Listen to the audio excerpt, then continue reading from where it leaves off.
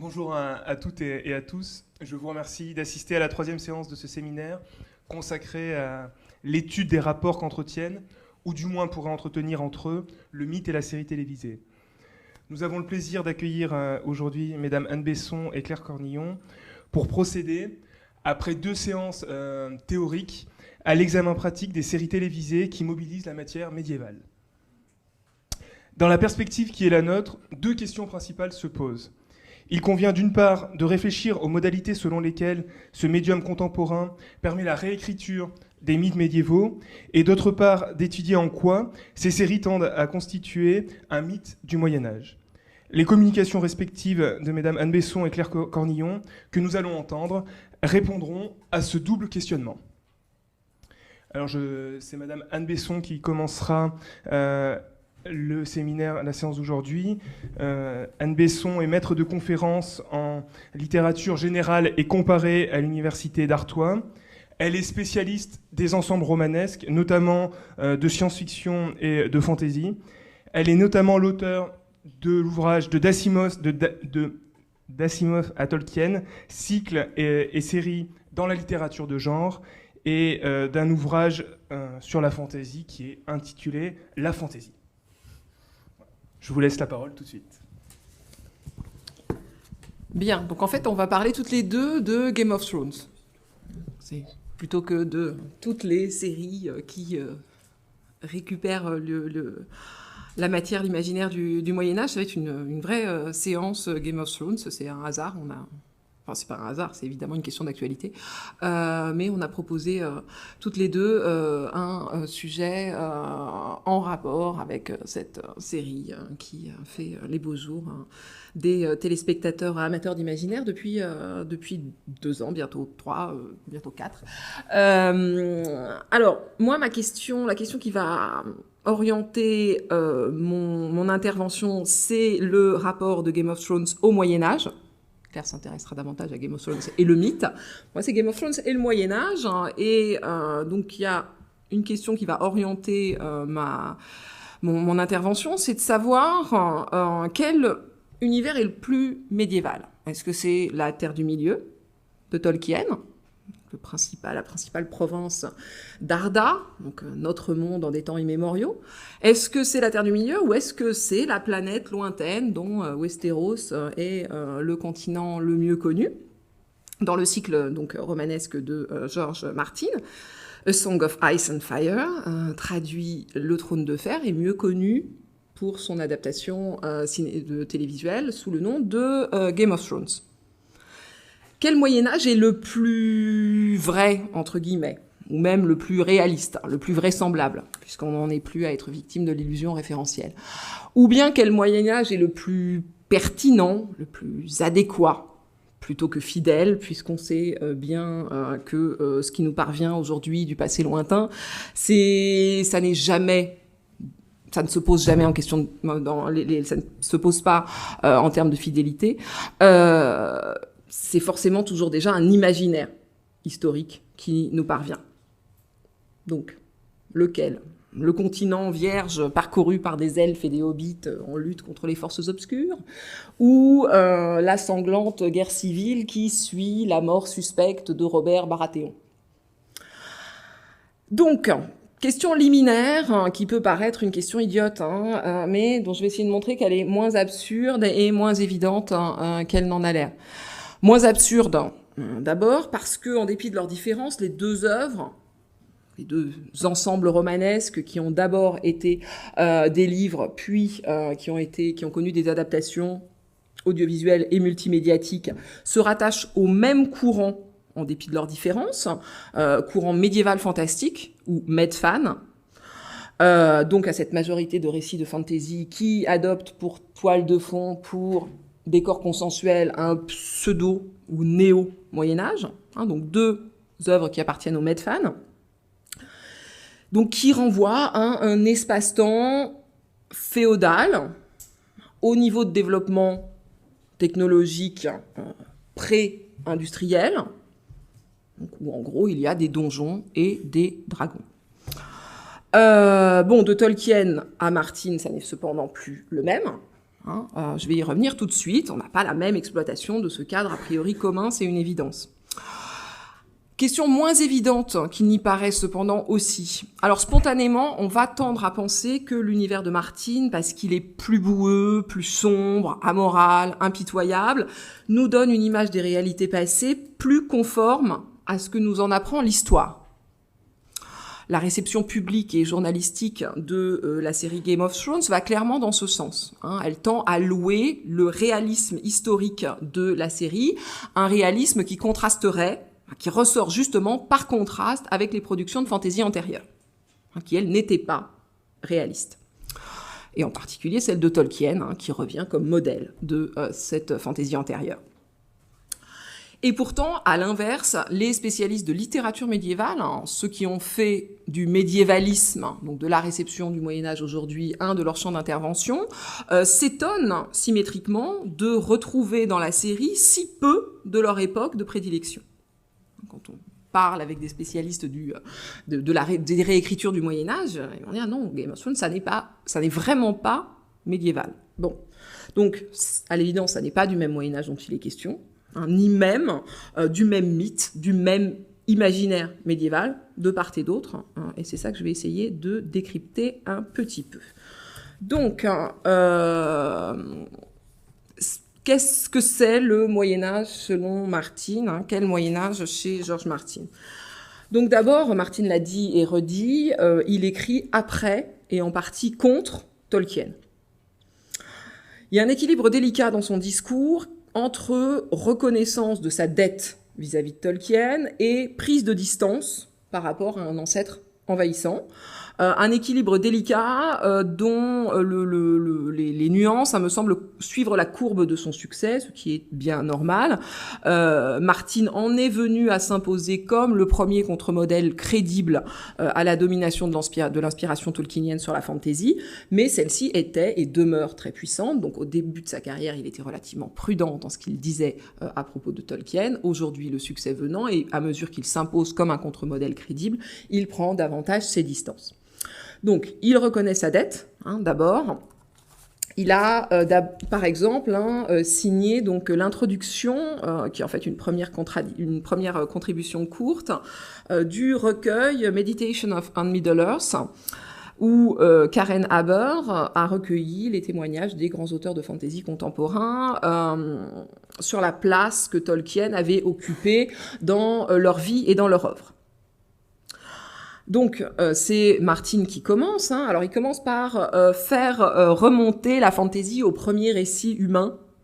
C'est un mythe du genre. C'est une façon de se faire beaucoup plus vieux qu'il n'est, puisque la fantaisie naît au XIXe siècle, mais aime bien remonter à l'Antiquité et même à la préhistoire ici. C'est aussi une façon d'affirmer clairement que Tolkien est loin d'en être le pionnier. Donc la citation est là. Le premier conteur de fantasy tissait ses récits accroupi près du feu, tout en partageant avec les siens un cuisseau de mastodontes carbonisés. Homère était auteur de fantasy au même titre que Shakespeare. Conan, ce barbare de notre époque, n'aurait pas semblé déplacé en train de lamper une corne d'hydromel avec Siegfried et Beowulf. Donc là, on s'étrangle d'indignation, mais je pense que c'est un peu voulu. Il y a de la provocation chez Martine, très clairement. Donc, après avoir poser ce mythe d'une origine extrêmement lointaine de la fantasy, il reconnaît néanmoins une place à la fois première et indépassable à Tolkien. Donc Tolkien s'en est emparé de ce genre pour se l'approprier comme aucun auteur avant lui ne l'avait fait, comme aucun auteur ne le fera plus jamais. La route se poursuit sans fin, donc c'est une allusion à la fameuse chanson des Hobbits. La route se poursuit sans fin, nous ne devrions jamais oublier que le voyage a commencé à cul-de-sac et que nous marchons tous, toujours, dans les pas de Bilbo.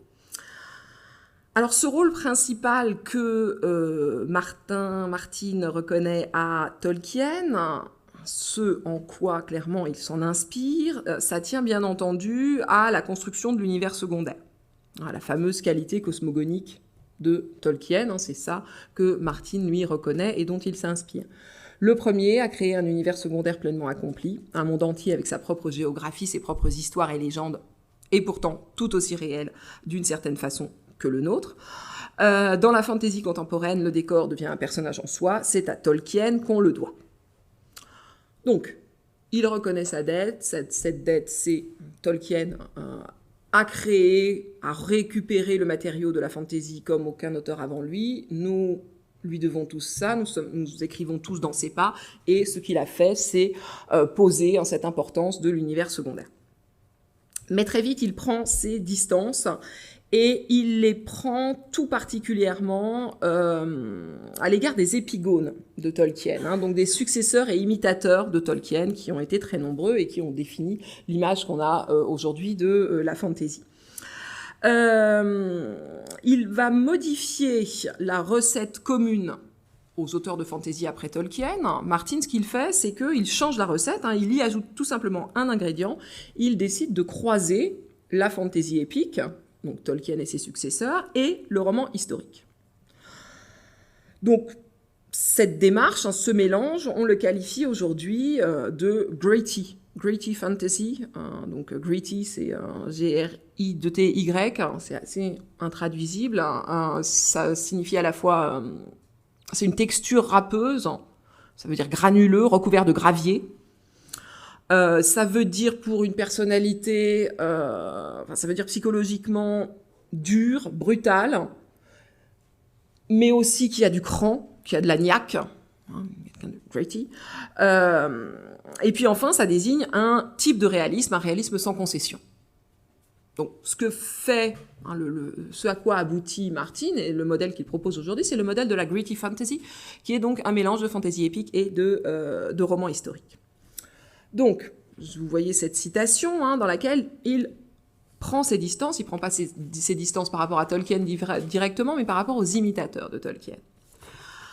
Donc, Martin, ici, dénonce les clichés du médiéval, du Moyen-Âge de convention. Donc, de ce Moyen-Âge de convention qui résulte aujourd'hui de l'accumulation de fictions construites sur le même modèle, sur le modèle tolkienien. Donc, il appelle ça Disneyland Middle Ages, le Moyen-Âge de Disneyland. C'est ce que d'autres que lui ont appelé Fantasyland.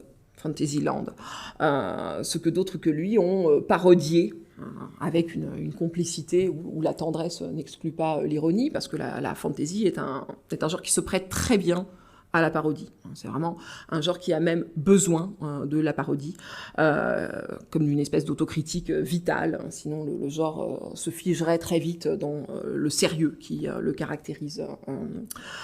Donc, pour ceux qui ont parodié Fantasyland, donc ce Moyen-Âge de Disneyland, je pense en particulier, je ne sais pas si j'ai mis la référence, non, à The Tough Guide to Fantasyland, donc le guide touristique du monde de fantasy de Diana Wynne Jones, qui est par ailleurs une romancière talentueuse et reconnue. Donc c'est un guide touristique qu'elle a fait paraître en 96 qui propose une espèce de parcours vraiment littéralement à travers les topoïs du pays de fantasy. Donc vous allez visiter l'auberge, puis la sombre forêt, etc. En allant comme ça de lieu en lieu, de lieu commun en lieu commun. Alors Martin lui reproche donc essentiellement à ce Moyen-Âge-là, à ce mythe médiéval-là, son irréalisme. Donc un irréalisme des situations qui naît d'un excès d'idéalisme. C'est clairement ce qui est... J'imagine que vous êtes en train de... Vous avez commencé à la lire, cette citation. Il épingle les lords, les tassels. They've got lords and stuff like that. They don't really seem to grasp what it was like in the Middle Ages. Donc, je trouve pas ma référence à tassels. Vous la voyez ou pas? C'est les pompons. Ah oui, they've got tassels and they've got lords, voilà, and stuff like that. Donc, ces textes-là, ils parlent de seigneurs, ils parlent de... donc, tassels, j'ai vaguement cherché une traduction tout à l'heure dans le train, c'est les pompons, c'est la passementerie. Une espèce de choses qui pendent au rideau. Voilà. Donc, ce qu'il épingle, c'est quelque chose de noble, quelque chose de joli, quelque chose de décoratif. C'est ça qu'il a en tête, les tenues à glands.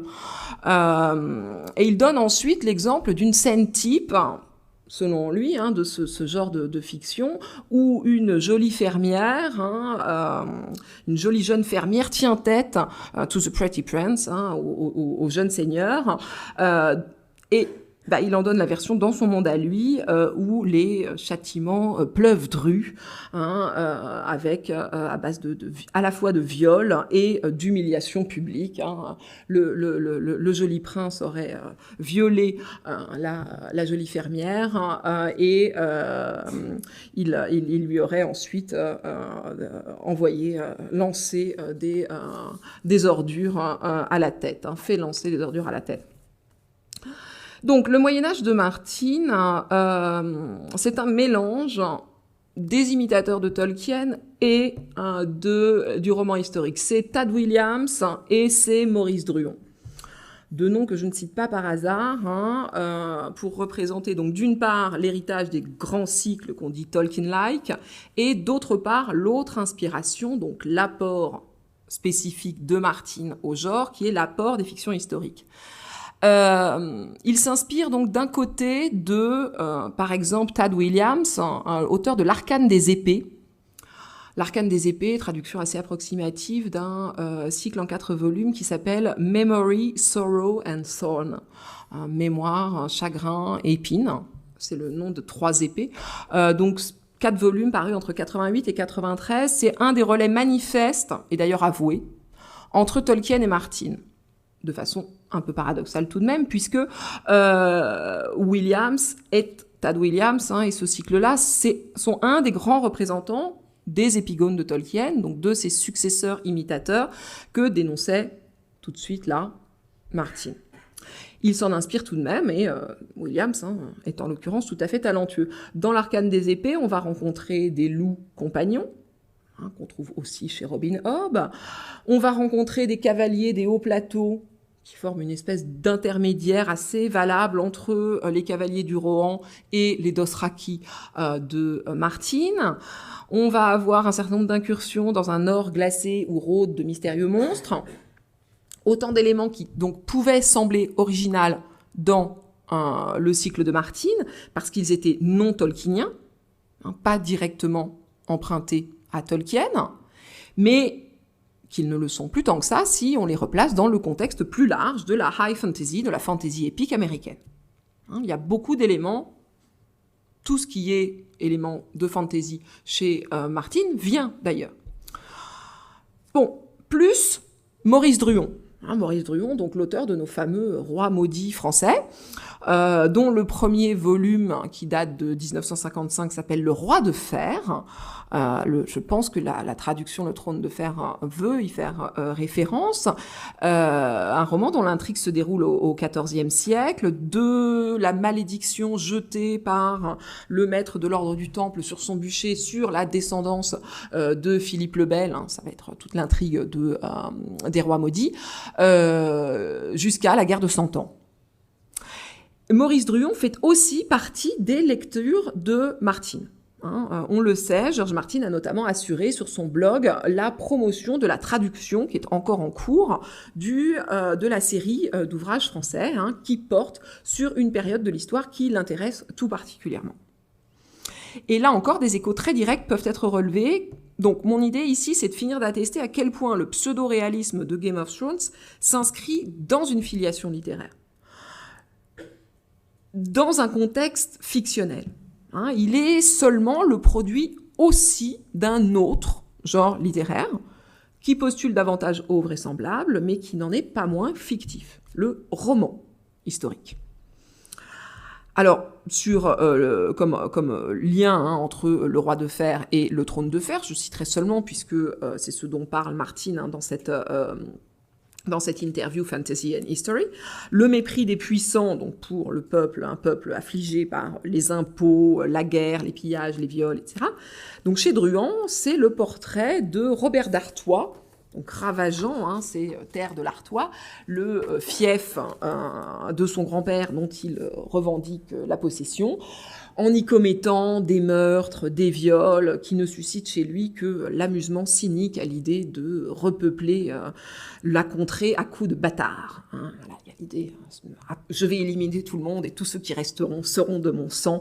Le sang coule dans les sillons des champs artésiens, etc. Alors, fantasy épique plus roman historique. Le dernier aspect de l'expérience du Moyen-Âge selon Martine, c'est précisément cette dimension de l'expérience. Le dernier aspect que j'ai souligné, que j'ai mis en gras dans la citation et que je n'ai pas encore commenté, alors que c'est ce qui m'y intéresse en réalité le plus, c'est l'ambition explicite qu'on y lit, l'objectif de rendre compte de what it was like in the Middle Ages. What it really meant. A sense of what it was like. Vous avez ça qui revient plusieurs fois dans la citation. Donc l'idée de Martine, son objectif, c'est de donner à saisir une expérience, un vécu. What it was like to live in the Middle Ages. Cette dimension de l'expérience, c'est la nouveauté que je repère actuellement dans notre rapport au passé médiéval. Donc la dernière mutation en cours, depuis une dizaine d'années, de ce Moyen-Âge constamment réinventé, et dont l'œuvre de Martine donne un exemple frappant, constitue un des modèles, en réalité, un des référents. Donc, il veut donner une idée de ce que c'était que de vivre à cette époque-là, de ce que ça faisait. C'est l'essence du principe, c'est vraiment le principe qui préside à la reconstitution historique. C'est l'idée de la reconstitution, donc cette pratique de culture matérielle, dont le développement et la diffusion sont patents depuis une quinzaine d'années, que ce soit sur les versants ludiques ou sérieux de cette activité qui a vraiment deux faces, celle du jeu grandeur nature, le GN, et celle donc de la reconstitution historique à proprement parler, qui elle-même peut aller du jeu de joute, beaucoup aux États-Unis et au Canada de reconstitution de tournois qui font l'objet d'un championnat national, etc. Donc du jeu de joute à l'archéologie expérimentale, où là on a une démarche d'histoire expérimentale. Le fait de se mettre dans la peau d'un personnage du Moyen-Âge, de chercher à reproduire les conditions d'une expérience passée, porter soi-même l'épée, porter soi-même l'armure, pour en éprouver le poids.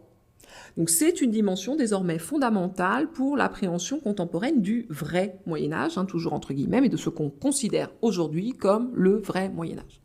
Quelque chose qui relève de l'expérience. À côté de Martine, de nombreux romanciers qui ont percé récemment dans les genres de l'imaginaire partagent cette ambition et ce lien au milieu de la reconstitution historique. Ils sont titulaires de diplômes de War Studies, de Medieval Warfare, qui sont des disciplines américaines, et où, parce que c'est le même public, ils sont eux-mêmes reconstituteurs, épéistes, cavaliers, forgeant leurs armes, etc., donc quelques exemples, le livre de Sand de Mary Gentle, donc ça raconte la vie d'une guerrière de la fin du XVe siècle qui participe au siège de Neuss en 1476 et au dernier mois de la Bourgogne de Charles le Téméraire. C'est un texte qui frappe par sa précision documentaire sur les questions de stratégie militaire, d'organisation des troupes, d'armement. La moindre pièce d'armure est amoureusement décrite. Comment elle s'habille tous les matins, c'est vraiment quelque chose qui nous est décrit de manière récurrente. Même constat pour le récent Cavalier Rouge de Miles Cameron. Miles Cameron qui est par ailleurs un des grands organisateurs de reconstitution médiévale dans un des pays qui les apprécie le plus, le Canada. Et puis côté français, on peut citer Justine Niogret qui s'inscrit dans cette même démarche avec Chien du Haume, Mordre le bouclier et Mordred. Un Moyen-Âge âpre, glacé, très sensuel, mais dans le sens où il veut nous être proche, nous être rendu à travers une expérience sensuelle par les sens, par les odeurs, la qualité de la lumière, le moindre son. Donc quelque chose d'expérientiel également. Alors le fait que l'œuvre de Martin soit devenue une série TV, le fait qu'elle ait été adaptée, et donc qu'elle ait été réalisée au sens le plus direct, rendue réelle, concrétisée dans notre monde sous forme d'artefacts, de costumes, d'accessoires, de décors, ajoutés au paysage naturel, le fait qu'elle ait été adaptée la rapproche de l'idéal de reconstitution. C'est ce qui s'est passé également avec Tolkien, revu et corrigé par Jackson, j'en ai déjà parlé par ailleurs. Tout ce qu'on peut nous donner à voir des coulisses, les making-of des tournages, etc., nous montre précisément l'énorme et fascinante opération qui consiste à reconstituer un monde imaginaire d'inspiration historique pour le filmer, pour le donner à voir. Par exemple, les costumes de Game of Thrones, récompensés chaque année par des awards, j'aurais dû vous prendre des photos, je n'y ai pas pensé, sont dus à une costumière qui s'appelle Michelle Clapton, qui est au départ spécialisée bien sûr dans les films d'époque, et notamment qui a travaillé sur les différentes reconstitutions de Jane Austen.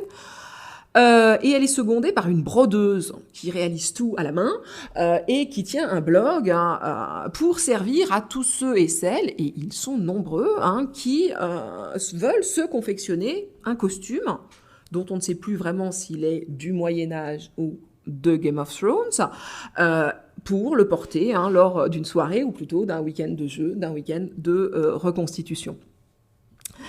Game of Thrones, c'est aussi bien sûr et par ailleurs un jeu de rôle à succès, un jeu de rôle papier, un jeu de rôle vidéo, et la caractéristique expérientielle est bien ici évidente, c'est un des traits définitoires du jeu, du modèle ludique, si prégnant dans notre conception contemporaine des fictions. Aujourd'hui, on voit beaucoup les fictions sous le prisme du jeu. La place du jeu dans la démarche d'écriture de Martin, elle n'est plus approuvée. C'est vraiment quelque chose de très clair. Il écrit en pensant en partie à ça. Son autre grande série, qu'il mène de manière simultanée à Game of Thrones, c'est une expérience d'écriture collaborative dont il est le directeur, qu'il chapeaute. Elle s'appelle Wild Cards. C'est une uchronie avec des personnages de super-héros qui se répartissent sur le modèle du jeu de cartes, avec des jokers, des as, avec un certain nombre de wild cards, donc de cartes qu'on ne sait pas attribuer. Martin est beaucoup moins sérieux que les amateurs de reconstitution historique, il est plutôt du côté jeu de rôle grandeur nature, c'est un joueur, il aime à rebattre et à mélanger ses cartes. Donc, deuxième partie, le syncrétisme historique.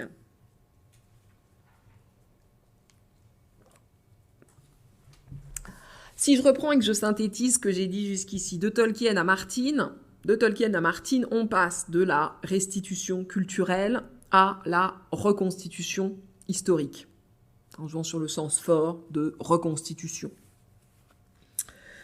La Terre du Milieu, c'est une démarche de restitution culturelle, la Terre du Milieu de Tolkien. La Terre du Milieu est un monde créé à partir des langues, d'abord et avant tout, et puis de beaucoup de la littérature, mythes et romans, et puis d'un peu d'histoire du Moyen-Âge, plutôt le Haut Moyen-Âge et le Moyen-Âge central.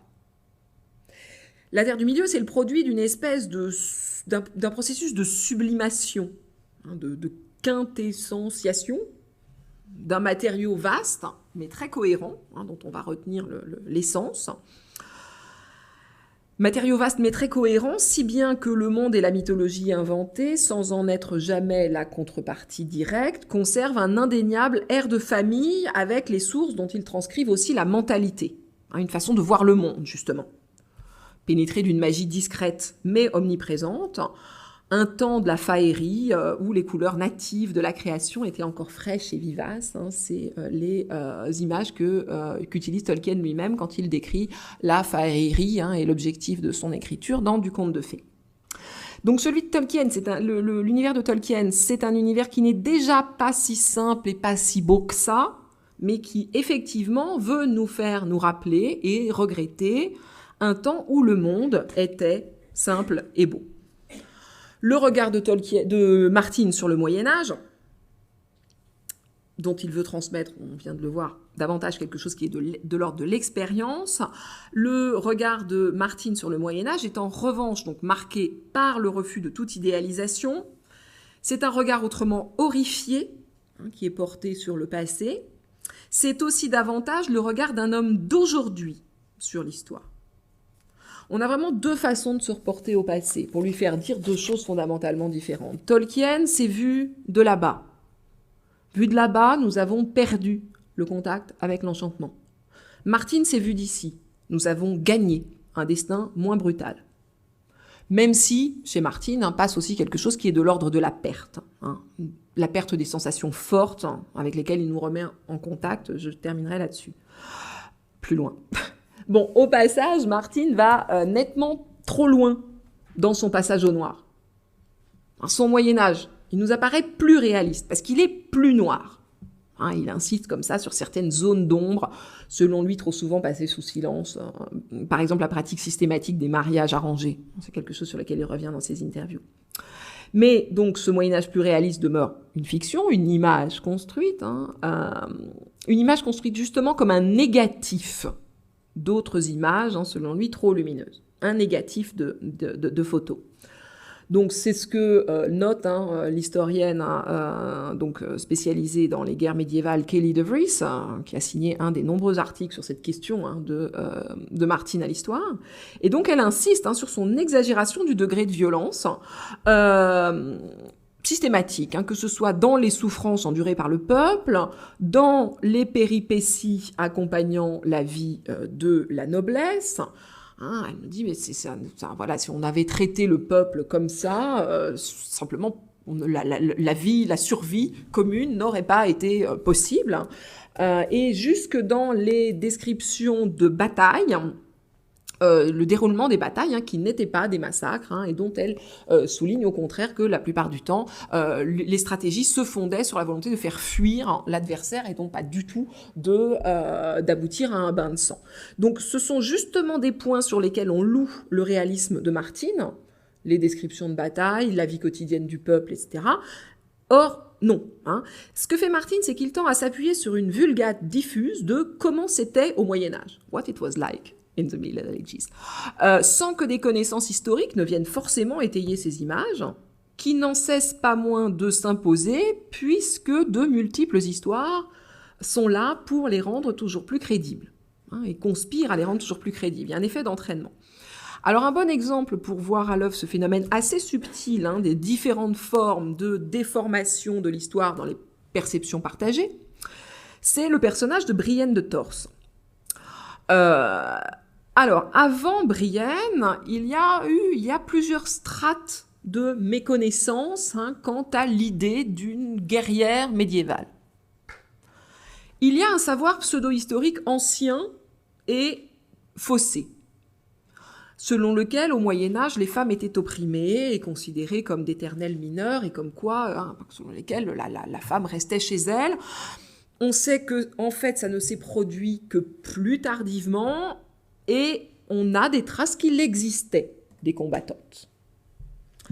Donc, il y a ce savoir-là contre lequel Martine va pouvoir s'inscrire en faux.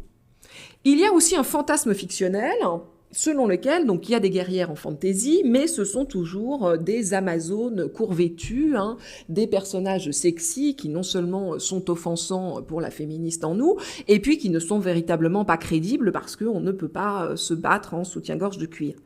Donc, ce cliché est en fait assez absent des textes, mais il est bien implanté dans les cerveaux, notamment à cause du rôle joué par les illustrations. C'est plutôt les illustrations qui le cliché même n'existe pas. Moi, je l'ai jamais rencontré sous cette forme.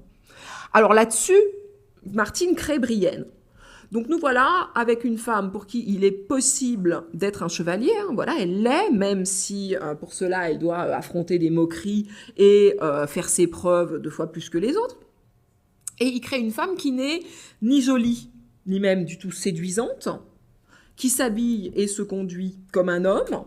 Donc comme on peut supposer qu'une femme ayant choisi ce destin-là le ferait. Et ce personnage apparaît miraculeux de réalisme, parce qu'il s'éloigne des clichés. parce qu'ils s'éloignent des deux clichés symétriques qui peuvent du coup être dénoncés pour ce qu'ils sont. Non, les femmes ne restaient pas chez elles, et non, les guerrières n'étaient pas des Amazones. Mais on sait en réalité très peu de choses sur les femmes soldats du Moyen-Âge. Vraiment très peu. Si bien que ça demeure un point discuté. On a une trace, par exemple, d'ordre combattant féminin, mais c'est pas faute pour les reconstituteurs d'enquêter là-dessus. On ne sait pas ce qu'elles faisaient, on ne sait pas comment elles étaient habillées, on ne sait pas.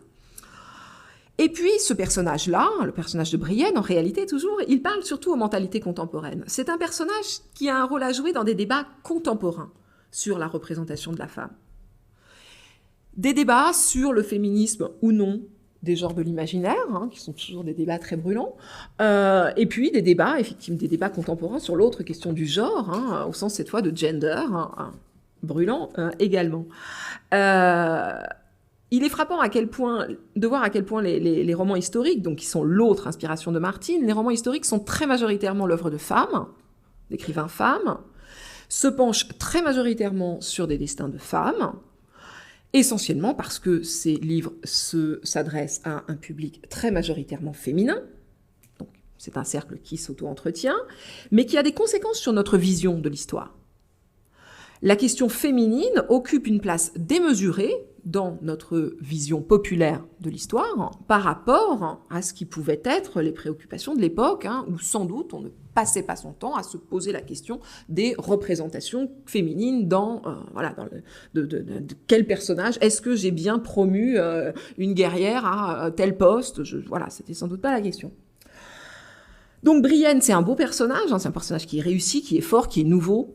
C'est, disons, un investissement nouveau du personnage de la guerrière en armure qui apparaît déjà avec l'Angélique de l'Arioste et qui est retravaillé avec Éowyn chez Tolkien. C'est un personnage plus vraisemblable que d'autres, sans doute, plus pertinent, ça c'est sûr, pour nos questionnements contemporains, mais historiquement exact, on ne peut pas dire ça. C'est au contraire, vraiment, c'est un personnage qui est une création contemporaine.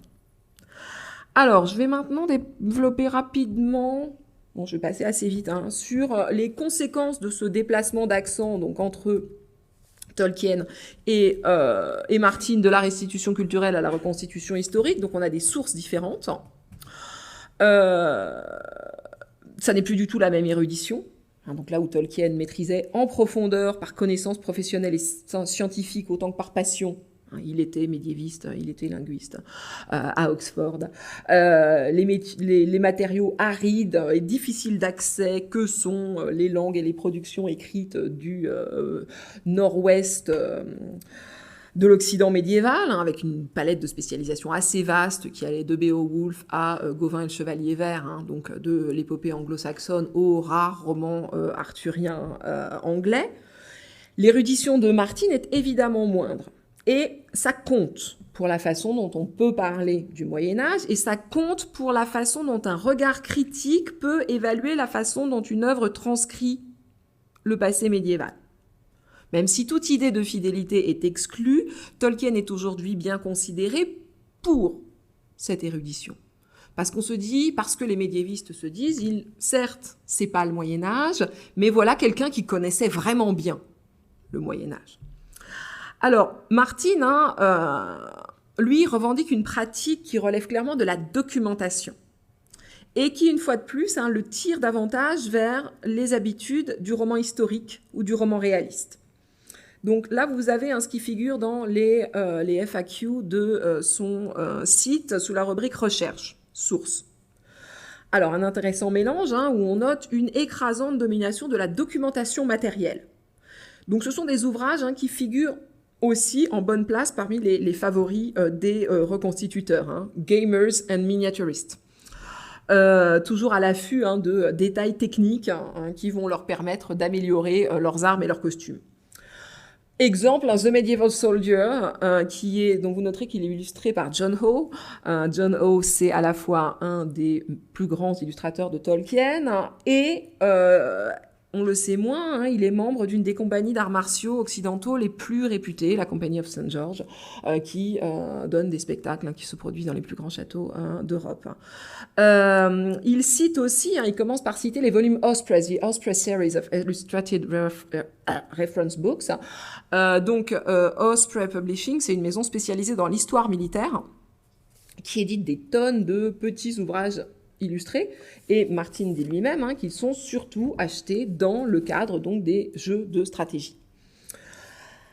Il n'y a pas de fiction dans ces ouvrages. Il n'y a pas d'ouvrage qui soit dit comme fiction, même si Sprague de Camp, hein, donc l'auteur de Great City of the Ancient World, est surtout connu pour avoir réécrit les Conan. Bon. Il n'y a pas de fiction explicite. On note un certain nombre d'intrus, comme les Chroniques de Froissart, qui sont le seul ouvrage médiéval, hein, la seule source effectivement médiévale dans cette liste, donc qui raconte, hein, la première partie de la guerre de 100 ans. Et c'est également, hein, sur cette période-là que porte l'ouvrage A Distant Mirror de Barbara Tuchman, Un lointain miroir, le XIVe siècle des calamités, donc qui est un ouvrage historique, hein, mais une histoire un peu romancée, hein, autour du destin d'un couple dans la guerre de 100 ans. Donc de Tolkien à Martin, on passe aussi, hein, deuxième conséquence et dernier point, de la recherche d'unité au chatoiement du divers. La cohérence est la valeur tolkienienne. Hein, le monde fictionnel est vraisemblable, en dépit du recours au surnaturel, parce qu'il est cohérent, parce qu'il est homogène. La démarche de Martin est très différente. Elle consiste à s'appuyer donc sur des fictions historiques comme toile de fond à un surnaturel également relativement discret chez lui mais présent, mais sur des fictions historiques plurielles. Un peu à la façon dont George Lucas, hein, avec Star Wars, la guerre des étoiles, produisait un concentré de mythes anciens qui parvenait à s'imposer comme nouveau mythe contemporain. Une espèce de concentré de résumé des mythes, et un nouveau mythe à la fois. Et bien Martin produit un mythe contemporain du Moyen-Âge qui en réunit des images autrement éclatées, hein, jusque-là éclatées. Les Vikings, les Tudors, les Mille et une nuits, par exemple. Hein. Donc, voilà, les Vikings, hein, vous avez Aera Greyjoy, et en dessous la série Viking, hein, qui vous dit hey, Game of Thrones, we are the real Ironborns. Peter Baelish, hein, qui est un personnage très tudoresque, hein, vraiment, explicitement, avec ce physique, hein, la petite barbiche, le pourpoint. Les modèles derrière, hein, essentiellement Walsingham, qui était le maître espion d'Élisabeth Ier, et qui lui ressemble physiquement, hein, dans les portraits qu'on a, c'est très frappant. Plus l'intertexte de la tragédie de vengeance, hein, qui est très présente aussi autour de ce personnage. Poison, complot, passion interdite, hein, pseudo-incestueuse, etc. Et puis, donc, les Mille et une nuits, voilà, les aventures de Daenerys, hein, dans les déserts du Sud-Est, hein, dans la saison 3, notamment. Vous l'aurez peut-être noté, je ne l'ai même pas relevé jusqu'ici, mais Martin parle bien sans cesse du Moyen-Âge. Hein, quand on l'interroge sur l'histoire, sur les sources, hein, the subject in question, the medieval world. C'est le Moyen-Âge qu'il évoque, l'histoire médiévale, alors que ça n'a rien de si évident que ça.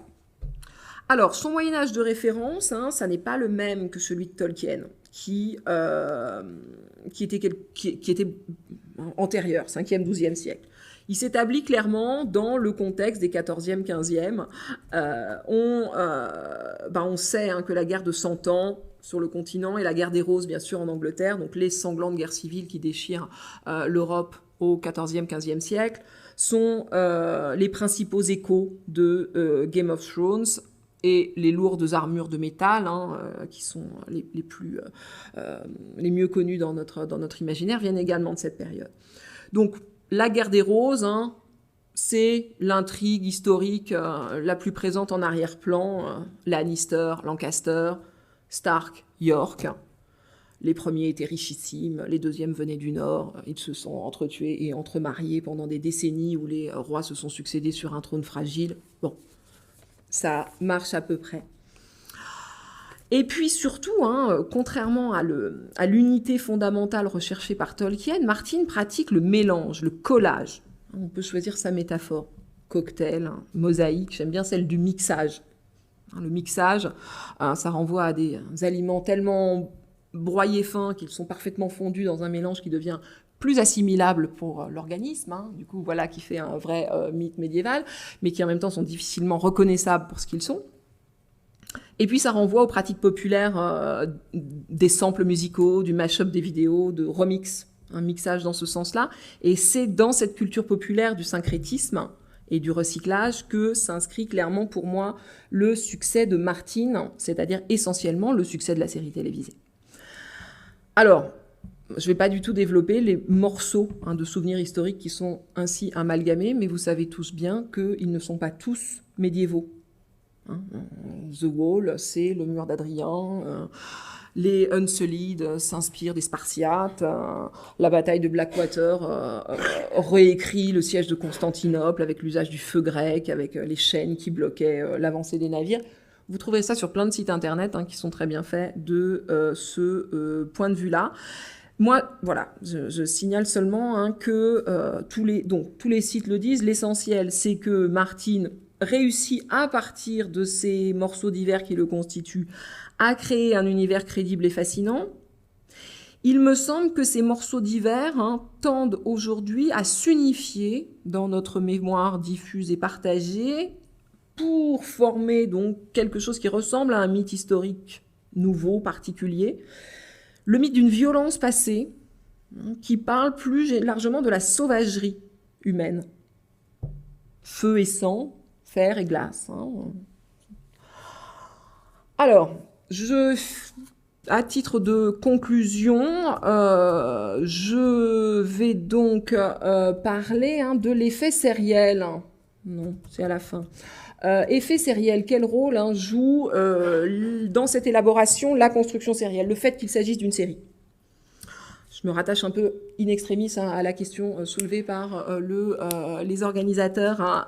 J'ai parlé plutôt de construction d'un mythe du Moyen-Âge, et maintenant, donc, en quoi le fait qu'il y ait une forme et une construction sérielle joue un rôle?